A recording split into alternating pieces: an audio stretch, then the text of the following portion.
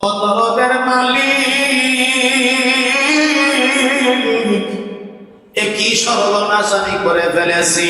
সামান্য একটা গাভীর লোভ সামলাইতে পারি নাই, মনে মনে চিন্তা করার কারণে তুমি এই কামটা করছ। আল্লাহ, আমি এই মুহূর্তে তওবা করতেছি, আমি আর জীবনে এই ধরনের কাজ তো দূরের কথা, মনে মনে কোনোদিন চিন্তাও করব না। হালাল ওয়াজ media, the voice of Islam. ইমাম বাইহাকি তার বাইহাকি শরীফের মধ্যে শুআবুল ঈমানের মধ্যে বর্ণনা করছেন রাবীর নাম আব্দুল্লাহ ইবনে আব্বাস রাদিয়াল্লাহু তাআলা আনহু। উনি বলেন, পূর্বের জামানায় একজন নেককার মুত্তাকিন আল্লাহওয়ালা পরহেজগার বাদশা ছিলেন, খোদাবিল বাদশা। উনি মনে মনে চিন্তা করলেন, আমি একটু জঙ্গলে পাখি শিকার করার জন্য যাব। মাখলুকাত শিকার করবেন, হরিণ শিকারের জন্য, পাখি শিকার করার জন্য উনি গেছেন জঙ্গলের ভিতরে, গভীর বনের ভিতরে, জঙ্গলের ভিতরে যখন যাইয়া উনি পাখি শিকার করতেছেন, করতে করতে সন্ধ্যা হয়ে গেছে। কি হয়ে গেছে? সন্ধ্যা হয়ে গেছে। এই সময় বাদশা চিন্তা করলেন, এই সময় আমি বাড়ি যাইতে তো অনেকটা হয়ে যাবে। এই জঙ্গলের ভিতরে উনি হঠাৎ করে দেখতেছেন একটা কাঠুরিয়ার বাড়ি দেখা যায়। বাদশা চিন্তা করলেন, আজকে এই কাঠুরিয়ার বাড়িতেই আমি রাত্রি যাপন করবো, মেহমান হব। বাদশা তো ছদ্মবেশ ধরছে, চেনা যায় না।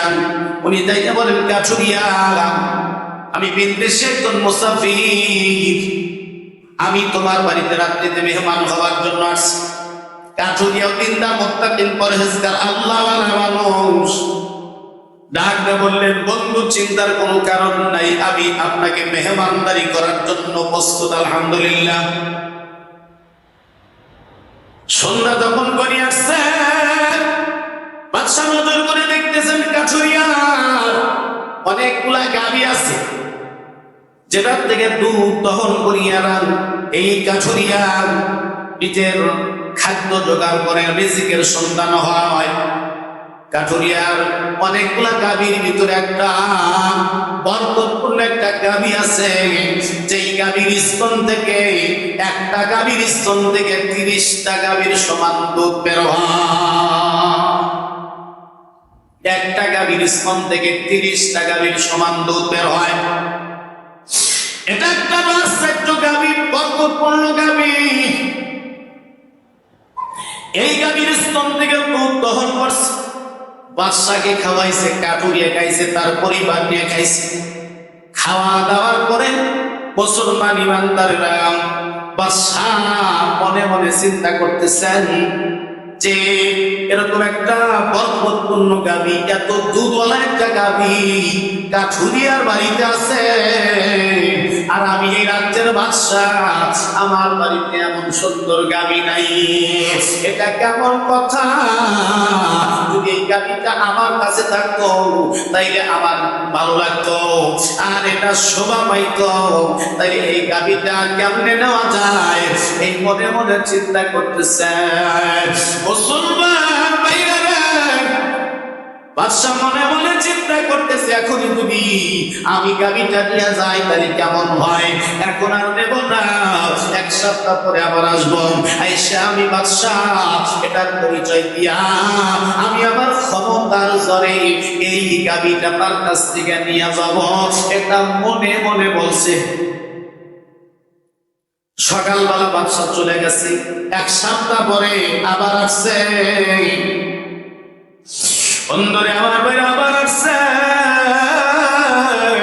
আসিয়া এইবার ইচ্ছা করে কাঠুরিয়ার বাড়িতে মেহমান হয়েছে বাদশা। গাভী নেওয়ার ধান্দা, কি কথা কি বুঝতেছেন?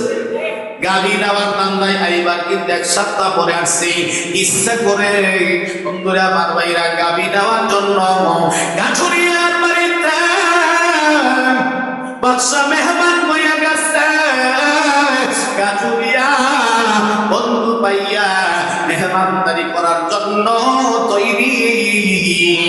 ওই গত সপ্তাহের মতো আজকে উনি দেখতেছে গেছে, সেই গাভীটা আবার বাড়িতে আসতেছে। কিন্তু বন্ধুর সত্য ঘটনা, ওই গাভীর স্তন থেকে আজকে দুধ দহন করতেছে, কিন্তু দেখা গেল ওই গাভীর স্তন থেকে 1 কেজি দুধ খাওয়াই সম্ভব না। যেই গাভীর স্তন থেকে 30টা গাভীর সমান দুধ বের হয়তো, সেই গাভী আজকেও দহন করতেছে, কিন্তু বন্ধুরা আমার 1 কেজি দুধ এখনো হয় নাই। বাদশা আশ্চর্য হয়ে গেল, কি বাবা, এটা সেই গাভী না কাঠুরিয়াকে বলে গাঠুরিয়া? বন্ধু, এটা সেই গাভী না যেই গাভীর স্তন থেকে 30টা গাভীর সমান দুধ বের হয়? এটা কি সেই গাভী নয়?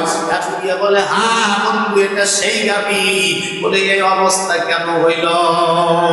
এটার দুধ কোথায় চলে গেছে?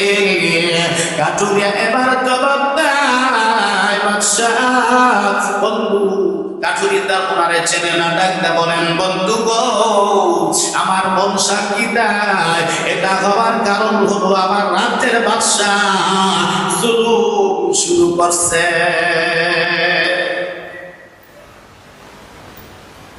বন্ধু আমার কাঠুরি একজন আসছে, চল্লা মানুষ, ডাকতে বলেন, বন্ধু, আমার দিল সাক্ষী দেয়, আমার রাজ্যের বাদশা যিনি, উনি হয়তো জুলুম শুরু করছেন, যার কারণে গাভীর স্তনের দুধ আমার আল্লাহ নিয়ে গেছে, রহমত নষ্ট হয়ে গেছে, বরকত আমার আল্লাহ নষ্ট করে দিছে। আমার মুসলমান ভাইরা, এই কথা শোনার পরে বাদশার দিলের ভিতরে এমন একটা ধাক্কা লাগছে, আল্লাহ অদরদের মালিক, একই সর্বনাশ আমি করে ফেলেছি, সামান্য একটা গাভীর লোভ সামলাইতে পারি নাই, মনে মনে চিন্তা করার কারণে তুমি এই কামটা করছো। আল্লাহ, আমি এই মুহূর্তে তওবা করতেছি, আমি আর জীবনে এই ধরনের কাজ তো দূরের কথা, মনে মনে কোনোদিন চিন্তাও করব না। একটু জোরে বলা যাবে কি আল্লাহু আকবার? বন্ধুরা আমার, আল্লাহ ওয়ালা বাদশা ডাকতে কই, মাওলাই কারীম, আমি তওবা করতেছি, আর জীবনে এই জঘন্য পাপ করার তো দূরের কথা, ধারণাও অন্তরে রাখবো না। আল্লাহ, তুমি আমারে ক্ষমা করিয়া দাও, আমার রহমত ফিরাইয়া দাও, এই গাভীর স্তনে আবার তুমি পুনরায় দুধের ব্যবস্থা করিয়া দাও। বাদশা সকালবেলা চলে গেছে, 1 সপ্তাহ পরে আবার আইছে। আমার বন্ধুরা, আমার ভাইরা, মেহমান হইছে কাঠুরিয়ার বাড়িতে। কাঠুরিয়া বলে, বন্ধু আসো। বন্ধু কাঠুরিয়ার মনে এবার আনন্দ, আমার বন্ধু সন্ধ্যাবেলা গাভী আইছে। গাভী আসার পরে স্তন থেকে দুধ দহন করতে শুরু করছে। ওই আগের গাভী যেটা গত সপ্তাহে 1 কেজি দুধ হয় নাই, ওই গাভী আজকে আবার 30টা গাভীর সমান দুধ দিতে শুরু করছে। জয় মারহাবা। গাদের কুতো তারি আর সে খাকিয়া খনি পর্দার হাতু সাবাবাকশি জিন্দাদা রাইয়া খনি।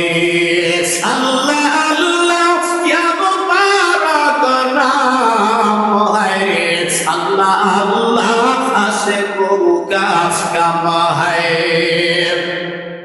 अल्लाह अल्लाह मुझसे मुझको दूर कर, ताकि देखो मुझ में तुझको एक नजर। अल्लाह अल्लाह तू मेरा माशूक है, अल्लाह अल्लाह तू मेरा महबूब है। अल्लाह अल्लाह तू मेरा खालिक है, अल्लाह अल्लाह तू मेरा गफ्फार है। सरे सरे पर अल्लाहु अकबर। मुसलमान भाईरा, যেই গাভীর স্তন থেকে দুধ দহন করছে 1 কেজি হয় নাই, সেই গাভীর স্তন থেকে 30টা গাভীর সমান দুধ বের হয়। আশ্চর্য হয়ে গেল বাদশাহ, ডাক দিয়া বলেন, বন্ধু কাচুরিয়া, বারবার মেহমান হওয়ার পরে বন্ধু তো পয়দা হয়ে গেছে। ডাক দেয় কাচুরিয়া, বন্ধু এটা সেই গাভীটা না, যেই গাভীর স্তনে গত সপ্তাহে 1 কেজি দুধ হইল না, ওই গাভীর স্তন থেকে আজকে 30 কেজি দুধ আসতেছে, কেমনে সম্ভব? কাচুরিয়া ডাকতে বলে, বাদশাহ বন্ধু আমার দিল সাক্ষী দেয়, আমার রাষ্ট্রের বাদশাহ ইনসাফ শুরু করছে। জয় মারহাবা। ডাক দে বলে, বন্ধু আমার মন সাক্ষী দেয়, দিল সাক্ষী দেয়, আমার রাজ্যের বাদশাহ উনি ইনসাফ শুরু করছে। এইবার কিন্তু আর বাদশাহ চোখ নাই। ডাক দিয়ে বলে, কাচুরিয়া বন্ধু শোনো, জুলুম করা লাগে না, ইনসাফ করা লাগে না, মনে মনে জুলুমের নিয়ত করলে আল্লাহ বেজার হয়ে যায়।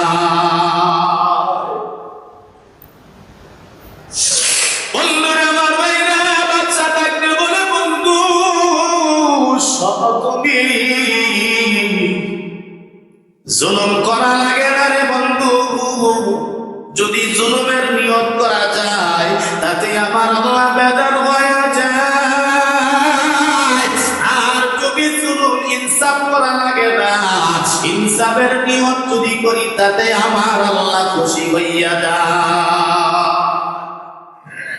কাদরি ডাকতে বলেন, আপনি এত কিছু বলেন কি? আপনি বলে, আজকে আর পরিচয় আমি গোপন রাখবো না, আমি সেই হতভাগা বাদশাহ, তোমার বাড়ির মেহমান। আমি সেই বাদশাহ যে 1 সপ্তাহ আগে তোমার বাড়িতে আসছিলাম। প্রথম দিন তোমার গাভীর এত বরকত দেখি আমি সহ্য করতে পারি নাই, মনে মনে আমার লোভ জমে গেছে যে কেমনে তোমার গাভীটা আমার বাড়িতে নেওয়া যায়। আমি যা মনে মনে ফোন দিয়েছিলাম, এতে আল্লাহ বেজার হয়ে গেছে, বন্ধ করে দিছে রে বন্ধু। আবার যখন এই অবস্থা দেখিয়া আমি মনে মনে আমার মাওলার কাছে তওবা করলাম, আমার আল্লাহ আবার তওবা কবুল করে আবার বরকত ফিরাইয়া দিছে।